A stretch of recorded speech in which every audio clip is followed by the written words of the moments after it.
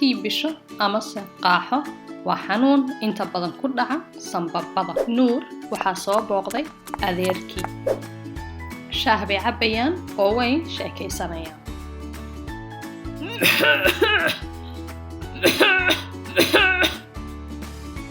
Adeer, markaad qufacayso afka ma qabsatid, ayuu Nuur ku yiri adeerkii.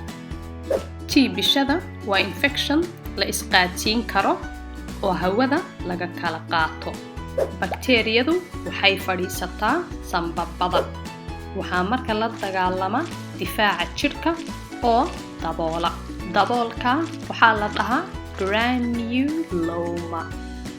Waxaa dhici karta in uu jirku iska celin kari waayo.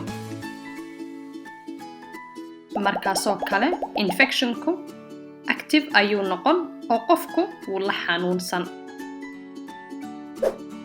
Markaasoo kale qofku wuu qufici, miisaankiisa ayaa hoos u dhici, wuu qandhan, daal badanna wuu dareemi.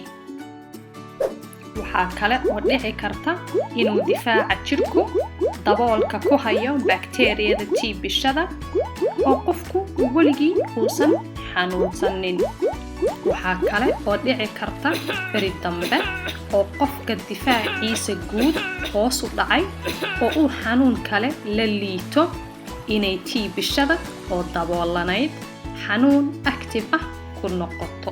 Bakteeriyada tiibishada daboolka uu difaaceenu iskaga asturay marka ay ka soo baxsato waxay raaci kartaa xididada dhiigga oo ay markaa xanuun ku beeri kartaa bilmathalan maskaxda, kaliyaha iyo meelo badan oo jirkeena ka mid ah. Tiibishadu waa xanuun la daaweyn karo lagana caafimaadi karo.